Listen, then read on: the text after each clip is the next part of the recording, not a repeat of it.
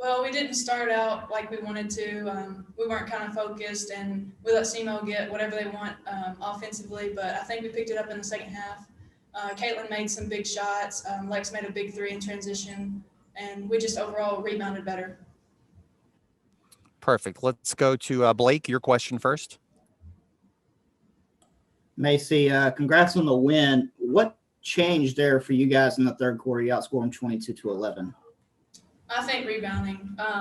We weren't giving them extra opportunities, and then whenever we rebounded, we were able to push the ball in transition, and it kind of opened up Caitlin because they were running back in man. So we just got the ball to Caitlin and she did her thing. Let's go next to Adam. Go ahead. Can you talk about the defensive effort of Burpo tonight? She had 4 blocks, but the one really big one that was the one at the end when they looked like they could take the lead. But just talk about what she's been able to provide for you girls this year when it's not necessarily been, I guess, the year she hoped for. Oh, man, she's been just dominating on defense, getting big stops whenever we need her. And that's one of the big things we can count on her for. Just her big old boat arms, getting them blocks. It's just very special.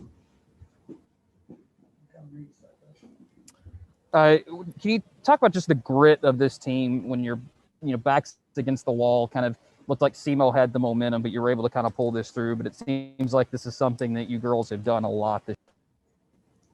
Yeah, it's like we've had our backs against the wall the past 2 games, so it's kind of like we're used to it, and I'm just thankful that we were able to get the win. How big was McKay's play filling in for Lacey, obviously, and getting in the start and finishing with double figures when Young had a slow start? Oh, she was huge. She missed that early easy bucket in the beginning, but she obviously came back and rebounded for us and just played great. Other questions for Macey? Macey, what does your first OVC tournament win feel like to you just in this moment?